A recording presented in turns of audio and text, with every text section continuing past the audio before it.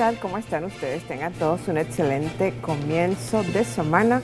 Feliz lunes y bienvenidos a Un Mundo de Economía por su televisora del Táchira, preparados para llevarles el programa correspondiente a hoy lunes 13 de noviembre de 2017. Fidel, ¿cómo estás tú? Bien, Darcy, muchas gracias. Amigos, muy buenas tardes, bienvenidos todos.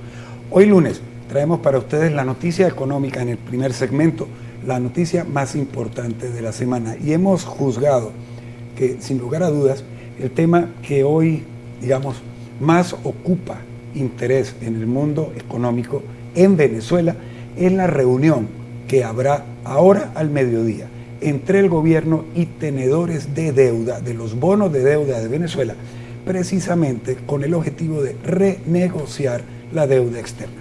Como ustedes saben, el gobierno venezolano está buscando algún punto en el que pueda efectivamente renegociar los plazos y los montos de deuda para bajar el peso. En efecto, así es, Fidel. Fue dado a conocer que para hoy lunes 13 de noviembre a las 2 de la tarde, la reunión entre el gobierno y los tenedores de bonos se va a llevar a cabo a las 2 de la tarde, repito, en el Palacio Blanco, que queda frente al Palacio de Miraflores en Caracas.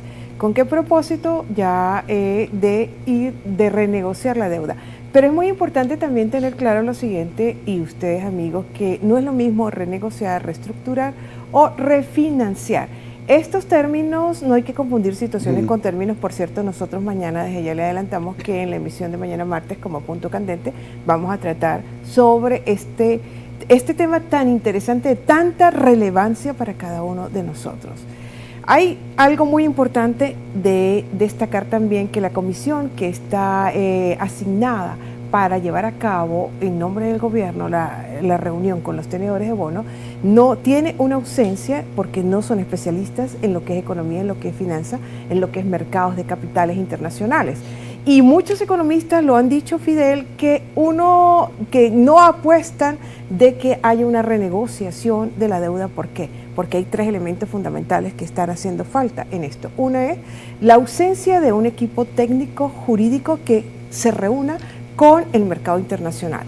También está lo que se refiere a que no hay un plan reestructurado bien definido en cuanto que subsane el ordenamiento y la ausencia en cuanto a el manejo de las cuentas públicas. Y lo otro, el tercer elemento, es que no hay un hilo de comunicación bien claro, bien definido por parte del gobierno del presidente Maduro al respecto con estos tenedores de deuda. Además, Darcy, hay que agregar el tema subyacente que está allí presente de las sanciones internacionales, porque como ustedes sabrán, sanciones, por cierto, a las que hoy es noticia, se suma la Unión Europea en su conjunto a sancionar al gobierno venezolano. Entonces, junto con Estados Unidos, Canadá y otros países, hay allí un ambiente mediante el cual, si empresas, bancos, agencias, público en general, tenedores de deuda, se sientan a renegociar, entre comillas, deuda con Venezuela, serían objeto de sanciones simultáneamente, porque estarían negociando o renegociando términos financieros con un país que está siendo sancionado. Entonces, esto crea un ambiente que le da un aura, digamos, de niebla y de tiniebla al tema. ¿Habrá la reunión efectivamente hoy? ¿En qué términos irá a ocurrir la reunión?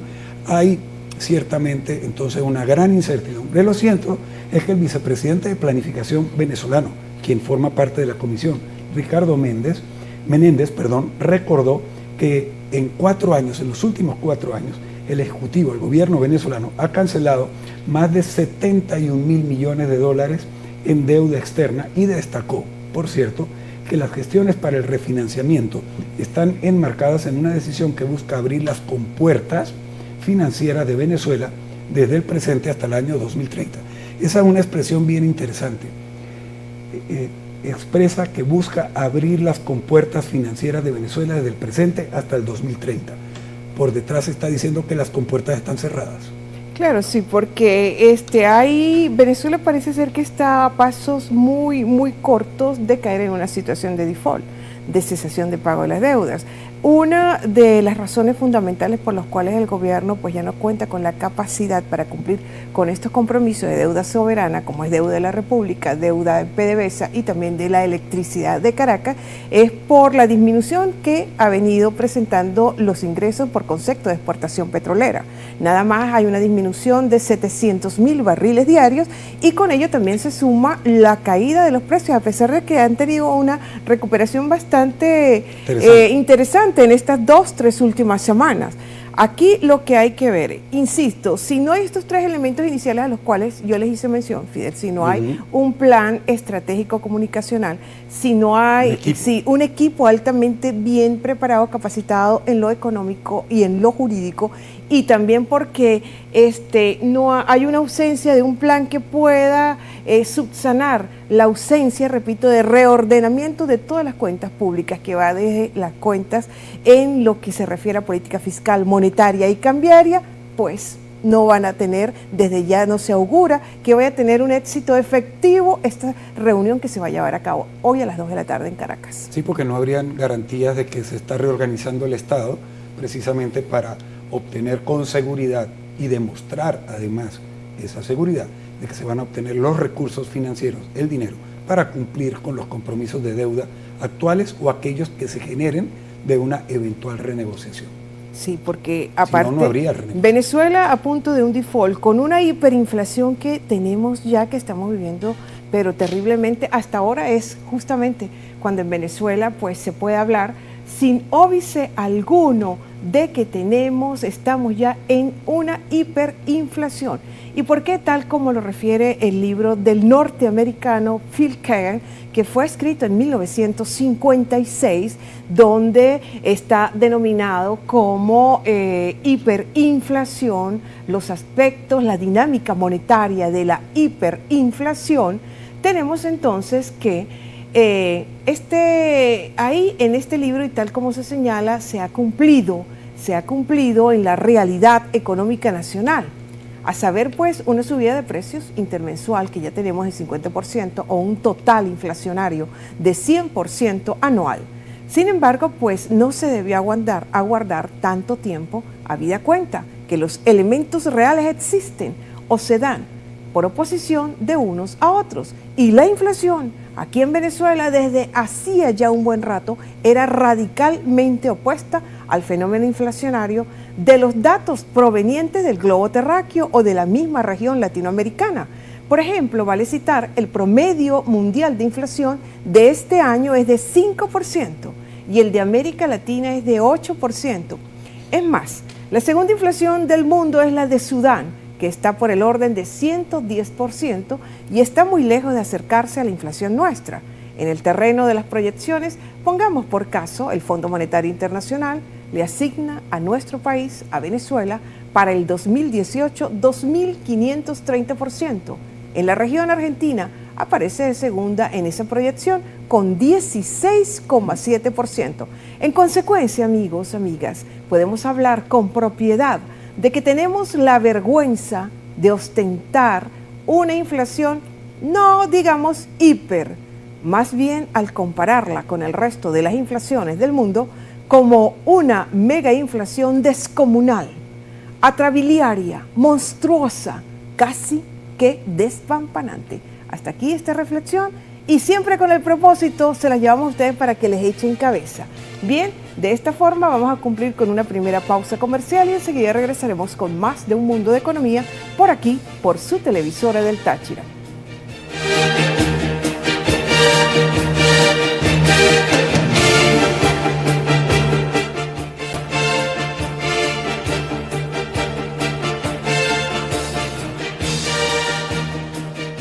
Bien amigos, estamos aquí en Un Mundo de Economía hoy en este mediodía de lunes. A continuación vamos a nuestro segmento del Diccionario Económico Social y hoy traemos para ustedes el siguiente término para analizarlo y comentarlo: valor de cambio del dinero.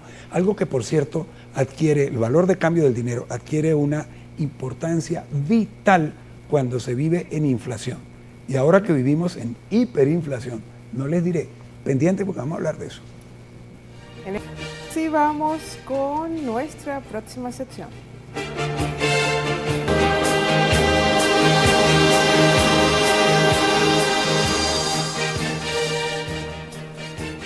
El término es el valor de cambio del dinero. El dinero constituye en su realidad material el equivalente general de todas las mercancías producidas y sometidas al flujo de la circulación. El dinero es la plasmación total del valor. En condiciones concretas muy puntuales, el valor del dinero pues viene dado por la cantidad y la calidad de bienes y servicios que con ellos se puedan obtener, se puedan disfrutar, por supuesto.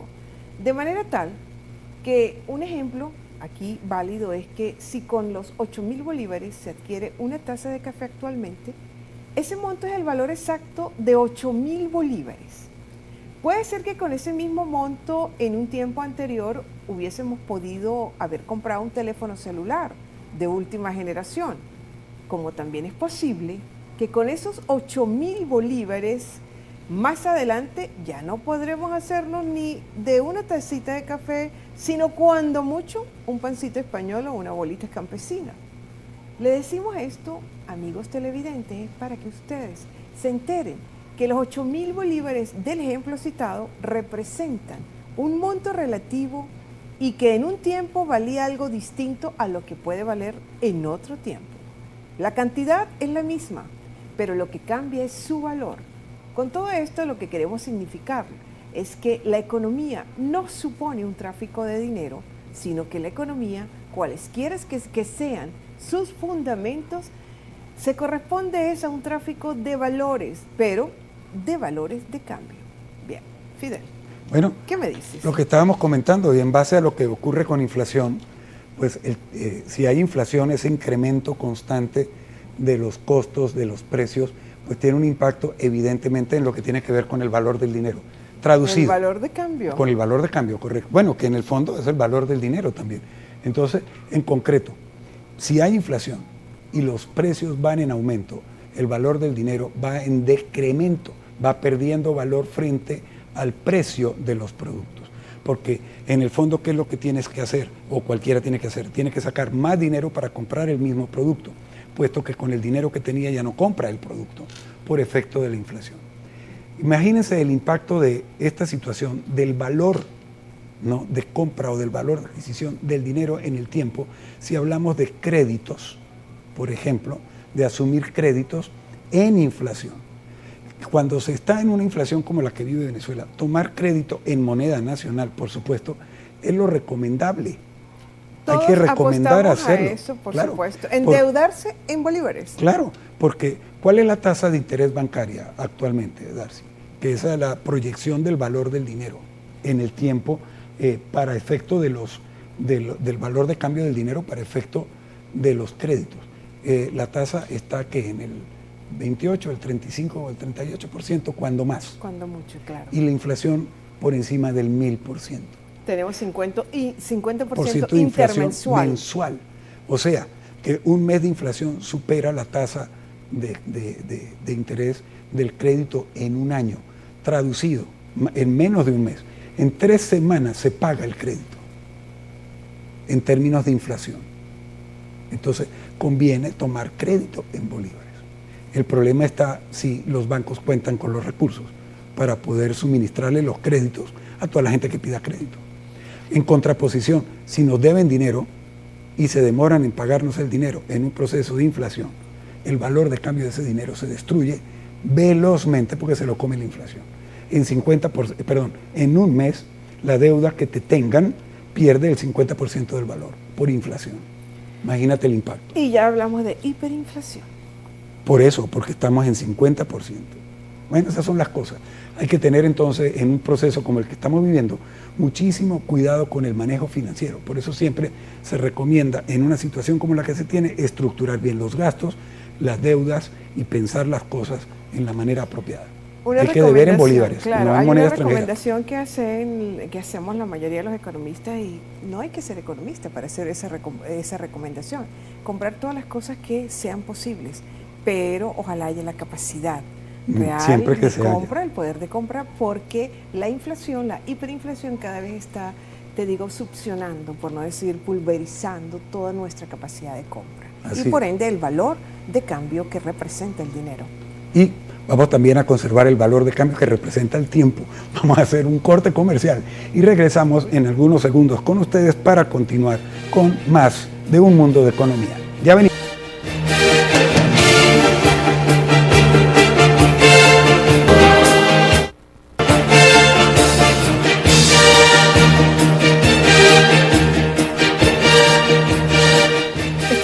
Con más de Un Mundo de Economía. En esta oportunidad tenemos la sección Táchira y su economía.